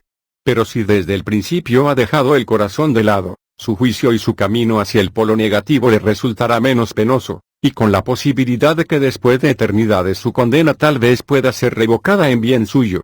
62 Pero quien lee esta revelación y la considera como un buen indicador del camino para la vida, y actúa según ella, ya lleva la victoria dentro de sí mismo, la eterna voluntad tan sumamente santa de vuestro Padre. Amén.